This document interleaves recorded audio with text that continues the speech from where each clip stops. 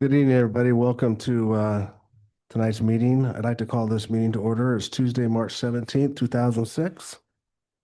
We'd like to take a roll call. Janice, would you please take a roll call for us? Councilmember Atlan, Here. Councilmember Mitchell, Here. But the Vice Chair Rhodes, Here. Mayor Maida. Here. Okay, we'd like to open up for closed session, but I'll go over public comment before closed session before I read what we're going to do. So anybody like to speak first, please? I'll read the item. Okay. The first item is going to be a conference with legal counsel, existing litigation, City of Ione versus Allison LaFane individually and doing business as J. Bolden West LLC, Amador County Superior Court case number 25CV14742. Our second item is going to be a conference with real property negotiators. City property is located at 17 East Main Street in Ione. Our negotiator is George Lee, our city manager. Negotiating parties, there are none at this time, and the subject is price and terms of payment. So if we'd like to start public comment, we'll start that now. Dave Johnson, regarding the LL Bolden West, or I'm sorry, J Bolden West LLC. I was looking over this because I think the last time it was brought up was a few months back. There was a document signed by the mayor at the time, Thomas Reed, Janice signed it, and David Prentice was the city attorney at the time. And if you look through the document, it says on number 27, and there was no changes after that, both parties agree that any dispute under this agreement may only be resolved through mediation. The parties will split the cost of the mediator, and each party is responsible for their own fees. So this is saying between the city and Jay Bolden that the only way you go is mediation. So I wanted to bring that to the attention again because I brought it up once before. This is a contract that was signed between that LLC and the city, signed by the mayor at the time. So I don't know how this council goes back and redoes the previous city attorney, the previous mayor, and Janice signed on that one also. In addition to that, I talked to a few people that haven't been here quite as long as Larry, but maybe Larry Caputo, that they actually talked to the old city manager, a gentleman by the name of Rock. I just know that they call him Rock. And Rock had stated at the time that Allison didn't owe any money due to COVID. I've had two longtime residents come to me, like Marcia says, a lot of these people are intimidated to come here, but they seem to want, I can get documents and get stuff to me. I'd share it with you, Josh, but I'd have to redact it because I have people's names on here. And they actually told me that they had personal conversations with the ex-city manager, and at that time, he dropped it because of COVID. So I wanted to talk to you guys about that as well. The last thing on here that I was going to include in this was fiduciary responsibility. You guys are, as far as I can tell, you're suing her for our J Bolden LLC for $22,000. You're in over $24,000. We haven't seen an attorney bill this month. Conveniently, last month it was at 24. So again, fiduciary responsibility, I would say you guys are responsible to the city before your own personal egos or whatever the heck's going on. If I was going to be suing somebody for 22, the maximum I would probably want to spend is about 11, knowing if I win, I'll probably get 50% at best. And if I have to take it to collections, I'll probably get 10%. When I'm saying fiduciary responsibility, I mean to the city attorney and the council, because I'm sure you guys didn't get elected on, hey, I'm going to do whatever I want to do when I get elected. You went out and tried to tell people you're going to represent them. Well, it's our money involved in this, and we're over $24,000 now on a $22,000 lawsuit, and you haven't even been to depositions or anything else. And as far as I can tell, there has been no mediation, period. So that's my 2 cents in this thing. I have the documents if anybody wants a copy of the contracts that were signed, where it specifically states the only way you'll negotiate this is through mediation, and both parties will share the cost of that. There is nothing about 30 seconds. I can see the time. Thank you. Appreciate that. So That's my 2 cents in there. I think you guys need to take fiduciary responsibility very seriously, because if it was your own money, I don't think you'd be spending 24,000 to possibly win 22 with an expectation of maybe 11 or $1,100. And I got 5 seconds. Okay, more public comment? Okay. First of all, happy St. Patrick's Day, everybody. Marcia Edick. It's actually nice to see this matter on the agenda tonight because it has been 3 months since it was last on the closed session agenda, and significant attorney's fees have been spent pursuing this case, and clearly without any council input, given it hasn't been on the agenda for 3 months. My concern relates to the amount of the attorney's fees spent, which is $24,252.93, which is likely not the grand total, given there's been no invoice from the White Brenner firm on the warrants this month. While the public is not entitled to know the specifics of this litigation, it seems we are entitled to know details relating to the cost, given this litigation is being funded by our taxpayer dollars. So here are my questions. What dollar authority has the council given to the law firm to pursue this litigation? What is that dollar amount? Has that dollar amount been exceeded yet? Or on the other hand, has council given carte blanche to the law firm to pursue this case regardless of what it costs? Are the legal fees going to end up like the censure investigation, where we were told it was going to be a maximum of 15,000, and then we come to find out months later it was around $40,000? With nearly $25,000 having been spent by the law firm already. And keep in mind that this is the last invoice that was dated 2/6 of 26, so a month and a half ago. So the true figure is likely a lot higher than that. And not having this on the agenda for 3 months, my question is, where's the oversight? And who's rowing this boat?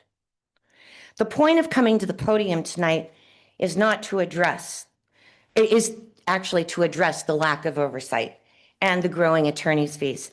I didn't come up here to address the merits of this case one way or the other. I haven't even seen the complaint filed by the city. So I don't have any firsthand knowledge as to what the dollar amount is. I've heard 22,000, 26,000, whatever, based upon social media. But I will say that among the documents uploaded to the city's website, almost 200 pages worth, there's one letter that mentions one amount, another letter that mentions a second amount, and then there's an email between a city council member, the attorney, and then city manager, which mentions small claims. And just for anyone who doesn't know, small claims in Amador County has a maximum dollar amount of $10,000 and a filing fee of $75, but no attorneys are allowed in small claims. So more importantly, though, in that same email, the city manager asks, why do they think pushing this matter is a good idea? Presumably, there was a response from the Yeah, city 30 manager. seconds. But interestingly, that document, which would have provided the response from the city manager, isn't there. So where is it? Win, lose, or draw, the only guaranteed winner in this lawsuit is the White Brenner firm. The public is entitled to some degree of transparency. We are talking about our tax dollars. That letter, that email raises red flags for me on why 3 years later, a complaint was filed, not in small claims court, but in Superior Court. Time's up. Okay, anybody else for public comment? Okay, we'll close public comment and go ahead and move on to closed session. Thank you.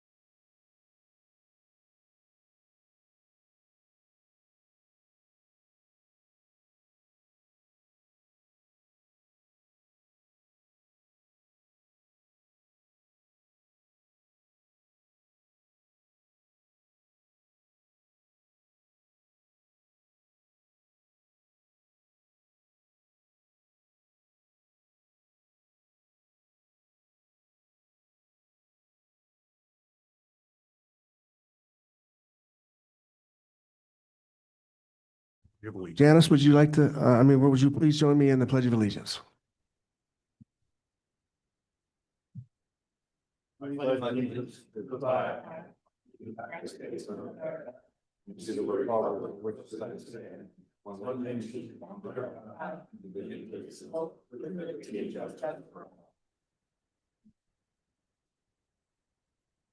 Okay, reporting out of closed session, direction was given on both items. We would like to, once again, we'll have public comment again, if anybody would like to have public comment regarding closed session. Anybody? Okay. So we'll go to approval of the agenda. Move to approve the agenda. Second. We have first and second to approve the agenda. All those in favor, oppose? All in favor say aye. Aye. Oppose? It's moved. Okay, presentations and announcements. We don't have any. So now we're back up to public comment again. Each speaker is limited to 4 minutes.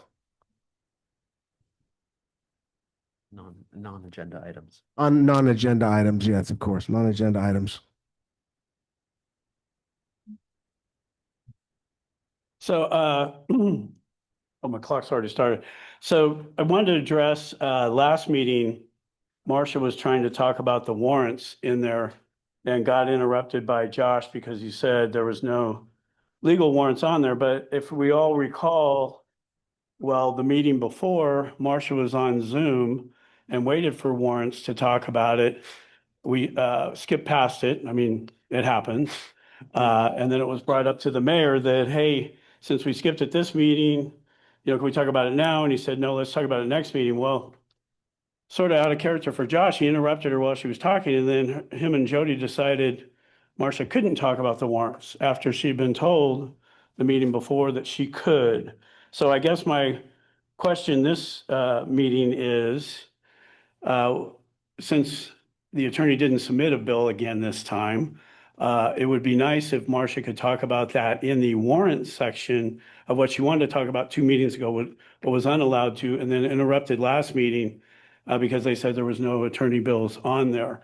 I would hope that the mayor would honor his word on that, and she could do that during the warrant section and still have general session time as well, in that was 2 meetings ago, and she got interrupted last meeting, basically had to sit down because she couldn't do it.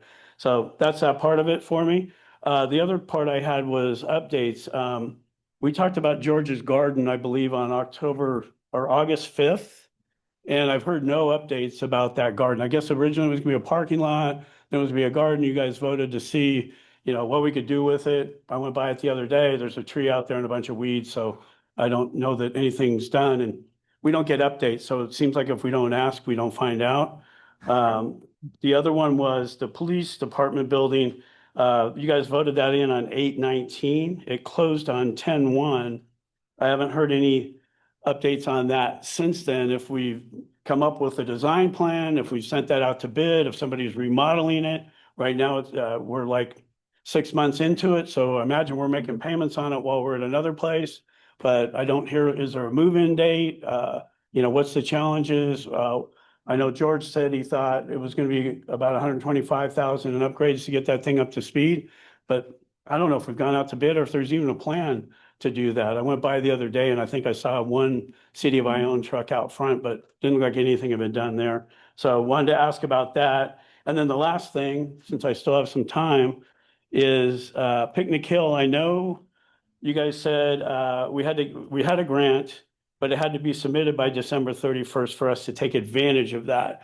We haven't had an update on that yet. We're into March now. I don't know if we hit the deadline and the grant paid or what's going on there, because we don't get, like I say, we don't get updates for, from what I can tell, anything since August on projects that are out there to just even tell us, or maybe you guys, where we stand with that. Is that going to go? If it is the police department, when's the move-in date, those kind of things. It'd just be nice to know, because while people complain about social media, this is what gets it started, because we don't know, and we're asking each other outside of here to say. You have 30 seconds. What do you know? Does anybody know anything more about that? And that's where, like that lawsuit, somebody was putting on there was $100,000 and ended up being 22. So people get mad about social media, but if we don't find out here, this is where we should get the updates.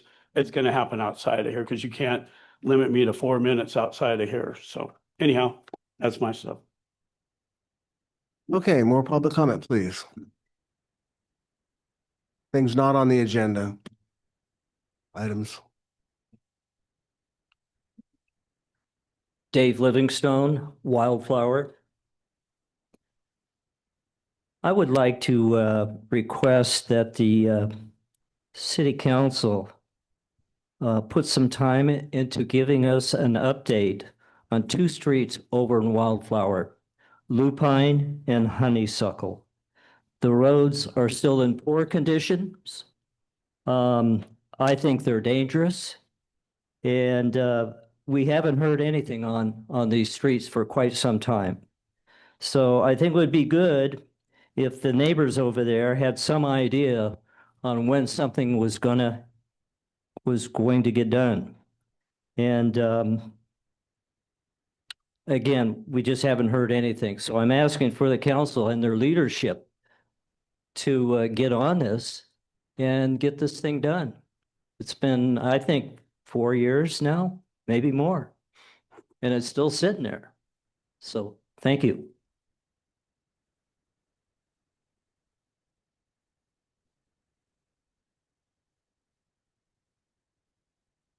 Good evening, Mayor and City Council. Dan Epperson, Amateur County District 2 Supervisor. Just little updates here. One, we had, here the last month and a half or so, we had a $3 million budget deficit just kind of showed up largely because of sales tax revenue being down. And then one of the funding mechanisms that shifted to the general fund that hadn't previously been. We've addressed that. We're basically having another hiring freeze without approval from management or the supervisors. Also, we've asked all our departments to take a 5% haircut, and they've done a pretty good job with that. Our sheriff's office right now, they're going to meet their goals, it looks like, and so will our public works. Just to heads up there. Also up the country there, I was talking to one of our citizens here about some of the potholes in the roads. We've been under a state of emergency up top there. Down here, it's nice. I visit snow, see, but up there it was a disaster. We had something like 70% of the power lines in certain areas were down, just thousands of trees. Just, you've seen some of the blowback there, but it was pretty good to see our community come together. Our sheriff's office, he just followed some of the reports. They rescued a number of people that got stranded out on Mormon Immigrant Trail and Omo Ranch. They used a snowcat a couple times, and PG&E actually partnered with us. That snowcat was donated to the county sheriff's office, and then they brought in a second one and crews to go in there and help them run them to get back in there. It took them 8 hours to get 6 or 8 hours, I forget, to get to the first people, and another 2.5 miles down the road, they grabbed the other couple that were stranded up there and then got them all back in quite a bit shorter amount of time just because the snow was back down. But just kudos to our sheriff's department and the work they did there. Also, we're looking at paving roads this year. The first one on the list that I'm aware of right now is it's the south end of Buena Vista Road where it's not paved to the county line. We're going to pave a section of that. That road's pretty rough. We're trying to address a really bad shape roads. On a lighter subject, there's a kids fishing day, a free fishing day on April 18th at South Shore Comanche, partnering with Calaveras County and a number of agencies, East Bay Mud, the Fish and Wildlife Department, and the hunter education groups will be all there doing that. There's also, I teach a hunter education class. This is my 20th year teaching it in the city, and I have a class this Saturday. You can hear me? There we go. There's a hunter education class on Saturday. I thought you brought your own theme music. I was like, dang, they're getting fancy. I usually play a little, low and then go high. But anyway, but there's a class this Saturday. If you're interested, I kept some space for my local people. So if you would like to learn how to hunt or get started with that, that's where you start, is my class.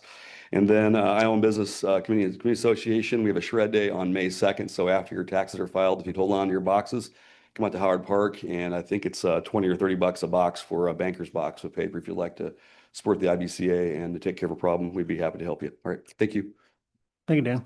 Hey, Dan, that was, I saw on our newsletter, it looked like it was advertising for the shred day at Creth. It's going to be at It Howard might be a Park? Crest, actually. Yeah. Yeah, I probably. just want to make sure it was Yeah. said Creth. Yeah, I'll go on the IBCA Facebook page or website. It'll be on there. Right. I think you're correct, though. You're right. I think you. Thanks, Dan. Any more public comment?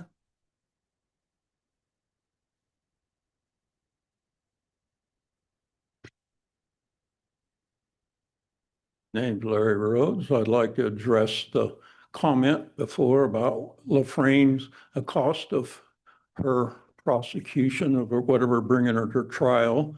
I would like to bring up, how come we haven't heard anything about Lloyd McGraw's? How much money have we spent on protecting a councilman, which shouldn't be in closed session because he's named in it, and two other ex-councilmen, and we're paying to protect them from a lawsuit? I don't understand that. And I'd like to know how many millions of dollars are we're spending. This ain't peanuts. This ain't no 500,000. And I'd like to know how much it cost to originally prosecute her. Take the DA and all that. I bet you there's $2 or $3 million involved in that. And they're worried about 500,000 bucks. Thank you. Thank you, Larry.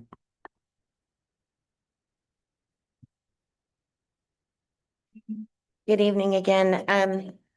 Thank you, Dave, for pointing out that I didn't get an opportunity at the February 17th meeting. So I'm going to address those warrants from that meeting now, as opposed to taking a chance I might not be able to do it under warrants. This is what I intended to say that night.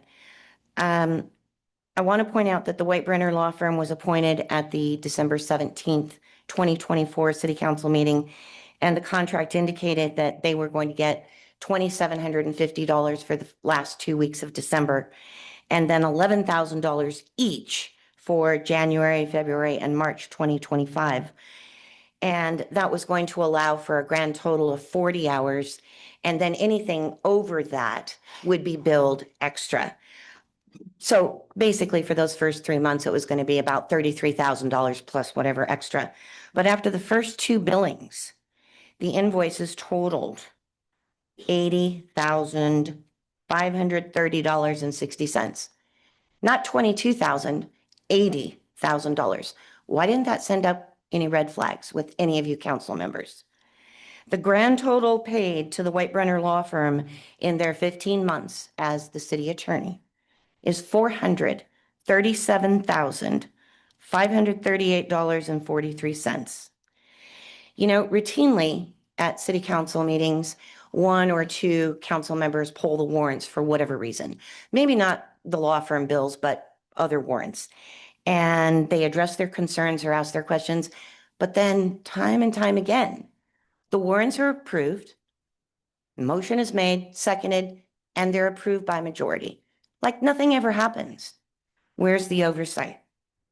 So when presented with these invoices, whether it's a law firm or anyone, if you haven't seen the invoice, how can you attest to the authenticity of it? You have no idea what's being billed. You just know the dollar amount. You don't know what's on that invoice.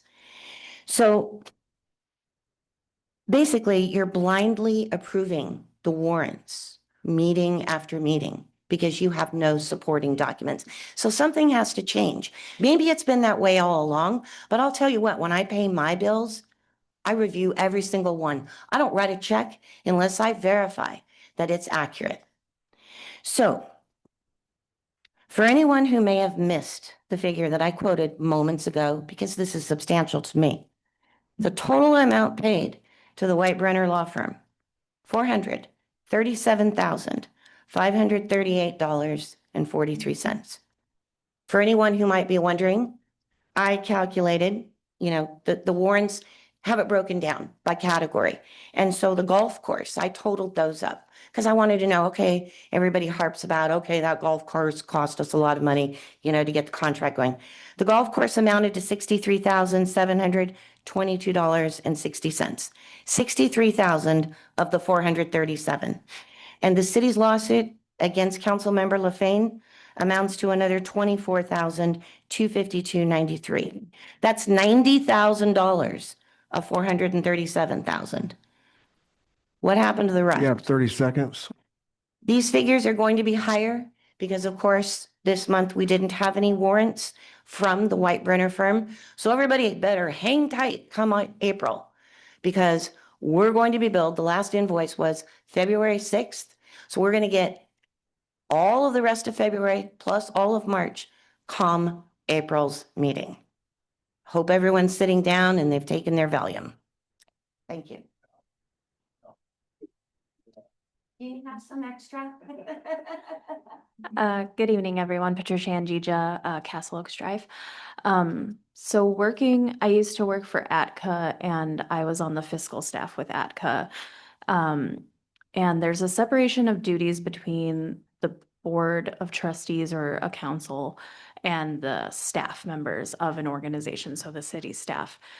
So I think from my understanding with that organization, with the school board, other city councils, things like that, the city staff, they review every invoice. The fiscal department of the city reviews every invoice, make sure that it's billed correctly. So I think it's more of a question of, do we trust our city staff? It's not in the purview of the city council to review every single charge. Because the city staff has, signing authority up to a certain dollar amount.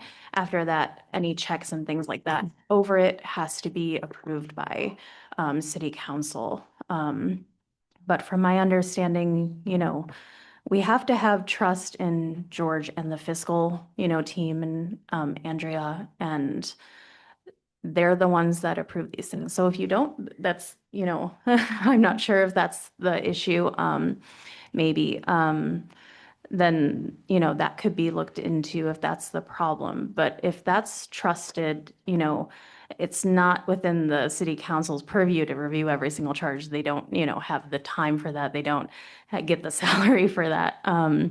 They just, sign off on, we trust what the, city staff, has approved to pay and, is contracted with. And if they do have questions, of course, that's what, city council is there for. It's like checks and balances. More questions I don't think are a bad thing. It's always good to have questions.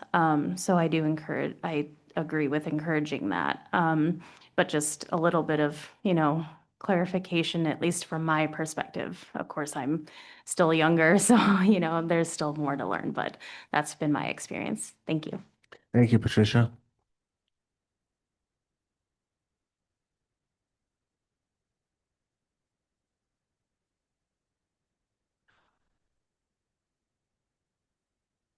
You know, it's a shame that it's come to Allison, our council member, getting sued for the money that she owed. The best thing for everybody else is just tighten up their mouth. Don't say a word about it. It's been on Facebook that the city's doing this and that. The city's not doing no wrong. The city just wants to collect the money that's owed to them, which is our taxpayers' money.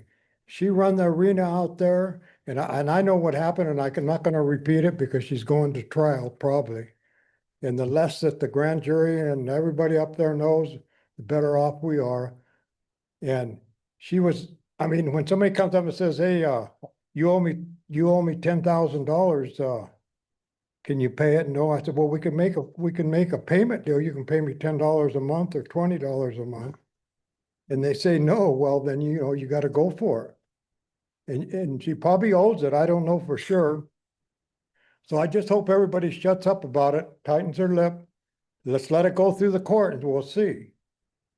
Because I'm not going to tell you what's going to happen, but you can owe somebody 10,000. The time you get done with court, it could be 100,000. And if you own any property, you don't have to pay it. But if you own any property, they just put in the computer.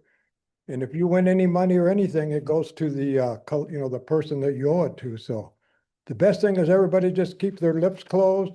And there's a lot of people that are saying things that were never here when it happened. So I don't know how they know. They hear hearsay is the worst thing in Ione. Because I know what happened out there because I know people that worked out there and stuff. So, but I'm not going to say nothing about it. Just let it go through the court and get it over with. If we win, we win. If we lose, we lose. So it's just like everything else in California. Look at all the money that people had embezzled from us. And we should go after that too. So please keep your mouth shut about this lawsuit until it's over with. Thank you. Thank you, Andy. Anybody else? I guess we'll go ahead and close public comment. Mayor, Information items. I am happy to provide a response or wait till. Oh, the attorney absolutely. comes. Go ahead, please. Only that in response to Miss Edict, that my firm, we're not oblivious to the posts and articles that paint our firm as a predatory firm taking advantage of a small town. It couldn't be further from the truth. We take this job incredibly seriously. We review the invoices every month. When we first took over, this city was in the middle of a very serious golf course transaction, and we took that over in the middle. If that went to litigation, it would have been much, much more expensive. So we feel like that was a good outcome. We feel like the police station was a good outcome. That was incredible cost savings to the city. If we get a settlement agreement for $140,000 to the city, which is more behind the scenes, that's a great outcome for the city. So these are some of the things that go unnoticed. So I think it is easy to put a narrative out there of throwing numbers. That's very easy to twist. We think we do valuable work. We provide reliable legal advice, and we do the work that's asked of us. So we're not oblivious to the comments going out there. You come here every meeting. I'll explain the bill every time that we're on the warrants. So we're very careful about the expenses. We care very much about this job. We're not here to gouge the city. We're here to help the city. So we take it really seriously. So I want you to know that. Mr. Lee, did you have any comments you want to make? No, I agree. Mhm. Okay, we will go on into information items. And what we have today is a fire department monthly report, but the action is taken on that. So we'll go to the consent calendar. We get a motion to approve the consent calendar. Make a motion to approve consent calendar. Second. Have first and second, all in favor? Say aye. Aye. Aye. Oppose? No.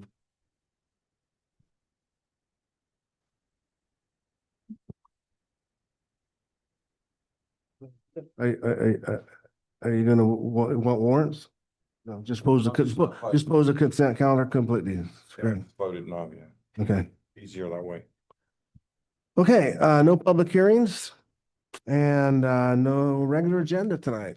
So we're have a very busy meeting next week, the next meeting that coming up. So we have any reports and communications from the city attorney? We have none. How about from Mr. Lee, Mr. City Manager? Yes, we have some significant news to report. First of all, we have a few projects that have recently been completed. We will be having a ribbon cutting ceremony for the completion of the irrigation at the soccer fields at Howard Park next Thursday. The public is welcome to attend. Secondly, as many as you know, we have the open house and ribbon cutting ceremony for Picnic Hill and the amphitheater next month on April 18th, beginning at 5 p.m. We will have music, food, and refreshments available for purchase. This open house will be dedicated to the many volunteers in Ione who give their time, resources, and energy year after year to the many projects we have going on at any given time in Ione. And finally, an item that will have a significant impact on our finances. Throughout the past several weeks, staff have been having discussions with CDR staff regarding the 2007 tri-party agreement. In the agreement, CDCR was responsible for paying 54% of the operating costs of the tertiary plant. Since 2007, this quarterly fee of $27,500 has never changed since 2007. As a result of our discussions and the assistance of Councilmember Mitchell and Vice Mayor Rhodes, CDCR has agreed to increase their quarterly payment from $27,500 to $174,555 each quarter. In addition, they are going to pay a one-time payment of $294,110. This will result in a net contribution to our general fund of close to $600,000 annually. In addition to the grants we are applying for, these additional funds will assist the city to make additional filtration improvements to the tertiary plant to address any potential future contaminants. That's it. Thank you. Very good, George. Thank you. They worked very hard on this, and congratulations. That's a big win for the city. That's a big win. It's a big win for the big city. win for the city. Can I ask a question on that? Is that allowed? Sure. Or can I wait till the next, my turn?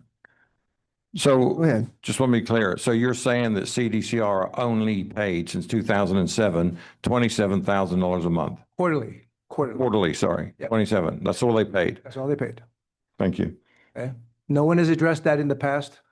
since 2007. So again, we looked at the budget, we looked at all the fees they were paying, and it's an agreement that was already in place. So with all the costs rising and so forth, we thought, they have to increase their fees. So again, we, after several lengthy weeks of discussion, they agreed to the upfront payment. No, you said CDCR, not ARSA, right? CDCR.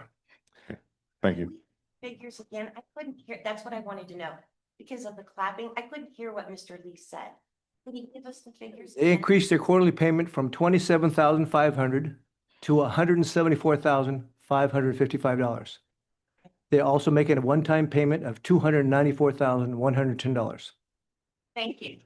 And my belief is that we're not going to wait another 19 years for negotiations on No, things. this payment will take effect, their first payment will take effect May 1st. Yeah, great.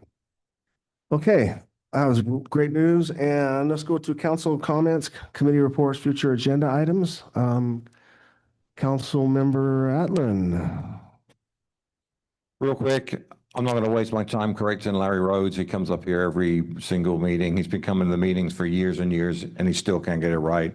But I won't waste my time correcting him because it will do no good. But what he said was 100% incorrect. The other thing I will mention is that our attorney bills are high. They're higher than they've ever been. Everybody wants to get them down. But now I'm starting to see the little partisan going on about this side saying this and this side saying that. I want to remind everybody that a couple of years ago, we had national news over a $3 box of Lucky Charms that was charged by the attorney company, and everybody went off on that. So it's like people can't complain that the attorney bills were too high. I mean, but a few years ago, $3 was too much to pay for a box of Lucky Charms. I think that's a huge double standard. Anyway, that's all I have. Thank you very much. Councilmember Mitchell. Well, you do have to remember they are magically delicious. They were good. Was happy to sit down and appreciate your work, George, on this agreement with CDCR and Mule Creek State Prison. Sitting in on that meeting, it was basically, how can we help you and how can you guys help us? Certainly, there's been trust issues, I think, from agency to agency outside of Ione, as you can imagine. So building partnerships and building that bridge and saying, hey, we've got to start somewhere means a lot to me. That's tough. And I'm glad I got to sit in on that since I'm one of the ones that was screaming the loudest about CDCR.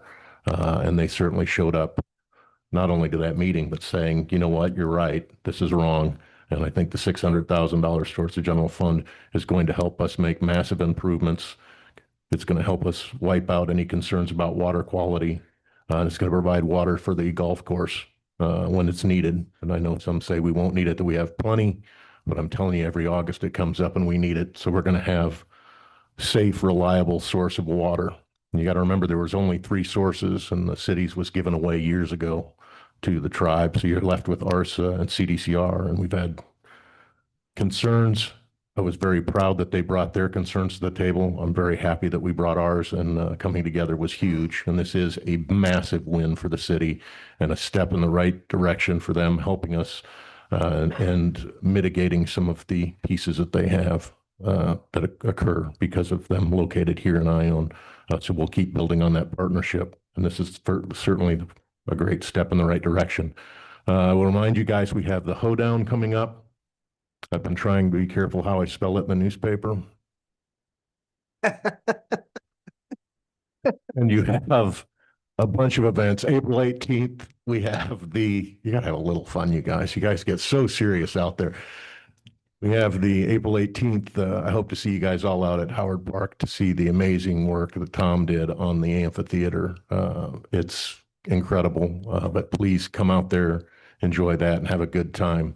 It'll be the first of many activities out there. And I will remind you, we have 150 years coming up in Ione on homecoming. It's a big number. Some of you are here at the beginning. Just judging from the way you look, I don't know. But please come out and enjoy the festivities. And I really appreciate all of you showing up. I appreciate your opinions. You are heard. But thank you. Jack, you took 2 WIT pills today, didn't you? Yeah. Council, Vice Mayor Rhodes. I have 2 things. Some of you may or may not know, I've been mayor 3 times. The first time I was mayor, every check I signed, I didn't just look at warrants, I looked at every invoice. And that's when I found that at that time, we were paying $700 a month for a phone line for 15 years that was never connected. Janice even mentioned to me that I was the first mayor that ever actually looked at all invoices, and I did that the second time I was mayor. Third time I was mayor, I started doing it, and I got trusting who was doing the books was Andrea. And so I would still glance at them once in a while, but every check that I wrote, I looked at every invoice. So trust me, and I wasn't the only one looking. There's a lot of people that look at all of our bills. So just want to make that known. The second thing is, Dave Livingston, great idea. I want to put it on the next agenda. I've been waiting for 4 years for this to come out, to what's going on with the underground and infrastructure at Wildflower. I think it's ready to come out, what's going on, and get it fixed. So, yeah, next, we'll be ready by the next meeting. Okay. There's been a lot of work going on. Yeah, I know, So it but takes time. I'm with Dave. This has been a long time coming, and I'm It's taking a long time. tired of breaking my rims every time I drive out there. So that's all I got. Okay, I want to mention the train depot update. They're going gangbusters over there. We're planning to have that open soon, very soon. I'm currently working myself on getting the irrigation designed, completed. We met with Amateur Water Agency and decided a location of the water meter. And then from there, I'm going to take it and design a irrigation system, and then we'll plan on putting some grass in there and a lot of things, but they're really working hard. And I was going to mention the hoedown. I do want to mention that we remind ourselves about Bill Theory. I'd like to see if we can at some point do a proclamation on him. And it's nice to have a quiet meeting. Thank you all very much tonight for coming. Appreciate it. Move to adjourn. Second. For a second, all those in favor? Aye. Aye.